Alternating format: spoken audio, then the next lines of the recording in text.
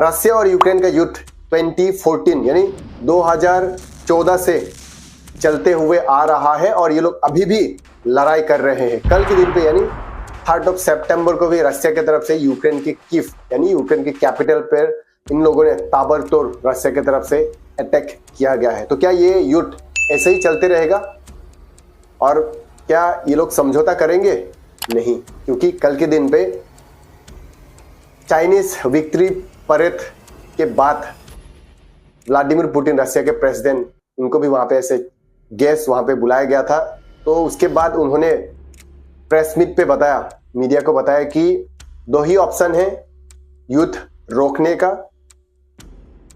If Zelensky Ukraine के president Moscow Russia की capital पे आके वो बातचीत करते, समझौता करते, एग्री करते युद्ध रोकने के लिए, तो मैं एग्री हो सकता हूं, ये चांसेस है।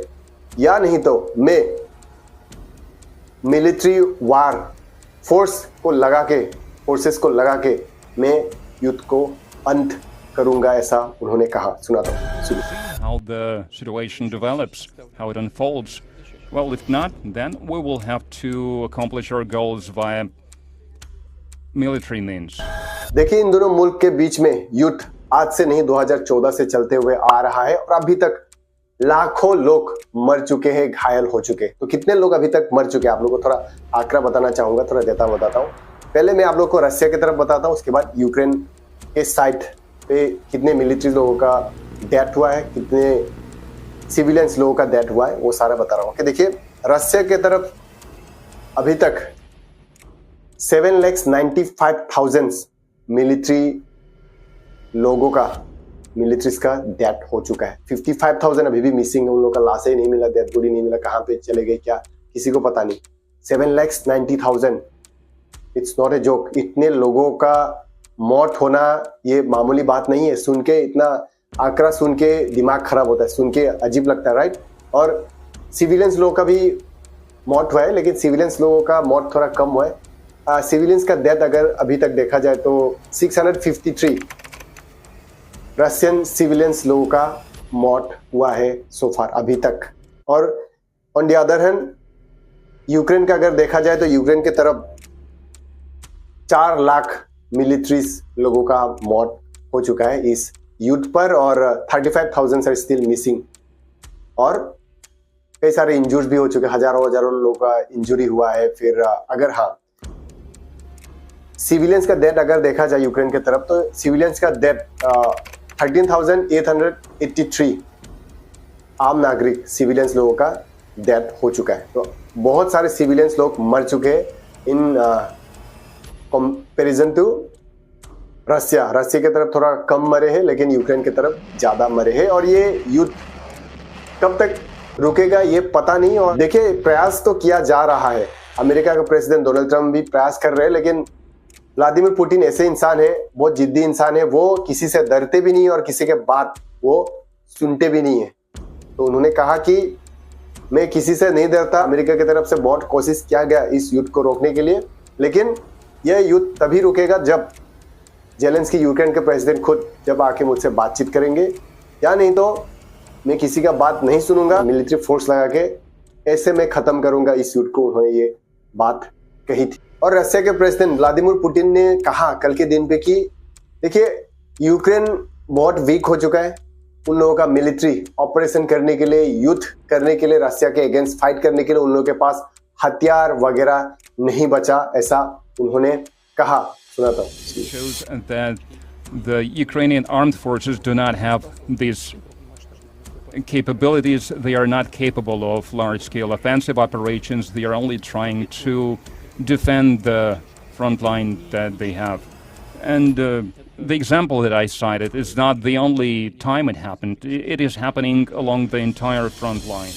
देखिए, इन दोनों देशों के बीच में युद्ध क्यों हो रहा है इसके बारे में पहले ऑलरेडी मैंने बताया था, फिर भी आप लोगों को फिर से बता देता हूँ। देखिए, यूक्रेन का 22% of the Ukraine's territory had been captured by Russia.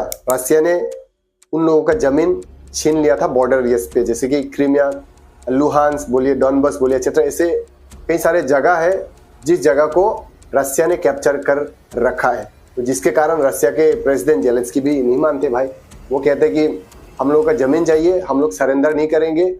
Surrender तभी करेंगे जब हम लोग मौत को गले लगा लेंगे, या जब हम लोग इस संसार में नहीं रहेंगे तब तक हम लोग युद्ध करते रहेंगे, ऐसा जेलेंस्की भी कहते हैं, यूक्रेन के प्रेसिडेंट कहते हैं। और वहां के लोग, इवन वहां के सिविलियंस लोग भी अपना जमीन को देना नहीं चाहते, और वो लोग समझौता करना नहीं चाहते। और रसिया कहते हैं कि समझौता करेंगे तो हम लोग युद्ध रोकेंगे, अगर समझौता नहीं करोगे तो हम लोग मिलिट्री फोर्स लगा के इस युद्ध को खत्म करेंगे। इतना नुकसान हो चुका है। मतलब मैंने तो बहुत सारे चीज़ों के बारे में तो बोला ही नहीं। यहाँ पे आपका घर कंस्ट्रक्शन, हाउसेस का डैमेजेस हुआ है, व्हीकल्स का बोलिए या आर्मर्ड व्हीकल्स का बोलिए, टैंक बोलिए, फाइटर एयरक्राफ्ट बर्बाद हो चुके हैं, ड्रोन, मतलब बहुत सारे इकोनॉमिक लॉसेस भी हो रहा है। पैसा वगैरह युद्ध में बहुत बह चुका है, पानी की तरह बह रहा है इन लोगों के युद्ध में सामान खरीदने के लिए, ये लड़ाई के लिए, लड़ाकू विमान से लेके इन सारे चीज़ों के लिए। तो मतलब ये युद्ध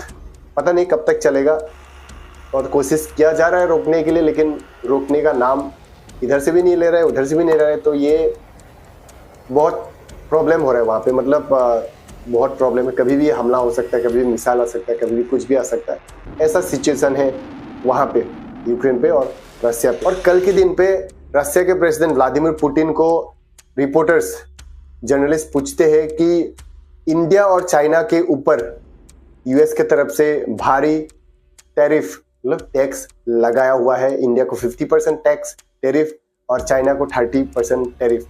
इसके बारे में आपको क्या कहना है, पूछा गया था। तो उन्होंने इन रेस्पॉन्स रिएक्ट करते हुए उन्होंने कहा कि देखिए, चाइना और इंडिया एक इकोनॉमिक जायंट है आज के दिन पे, ये दोनों देश, और इन लोगों से पंगा लेना ठीक नहीं होगा।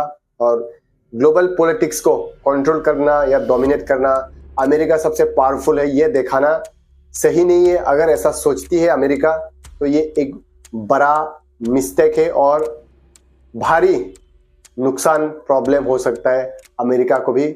ऐसा Vladimir Putin in support of India और चाइना उन्होंने कहा। सुना तो countries like India, almost 1.5 billion people, China, with powerful economies,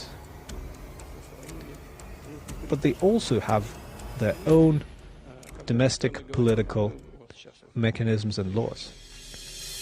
देखिए, आज के दिन पे अगर इंडिया और चाइना के बारे में देखा जाए तो बहुत अच्छा मजबूत संबंध हो चुका है इंडिया और चाइना का, क्योंकि एससीओ समिट पे मोदी को भी बुलाया गया था। वहां पे मोदी जाके चाइनीज प्रेसिडेंट शी जिनपिंग को भी मिलते हैं, फिर रशिया के प्रेसिडेंट भी वहां पे आते हैं। दुनिया के अलग अलग 20 देश के लीडर्स वहां पे आए थे, और सबके साथ उन्होंने बातचीत भी किया।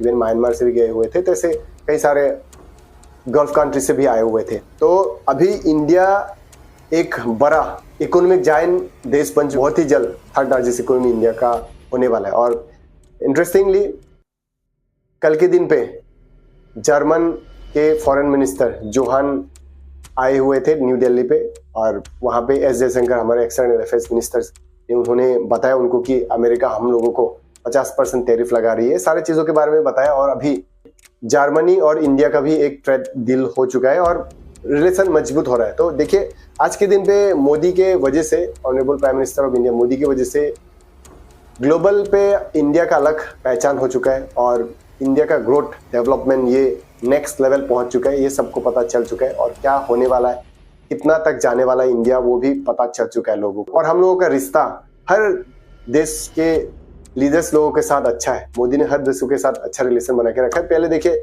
चाइना के साथ अच्छा रिलेशन नहीं था, संबंध नहीं था, लेकिन अभी देखिए अब फ्लाइट रिज्यूम हो चुका है चाइना और इंडिया का। अब ट्रेड डील्स हर तरफ से अभी चाइना के साथ हम लोगों का रिश्ता बहुत अच्छा हो चुका है। पहले दुश्मन थे, अभी दोस्त बन गए।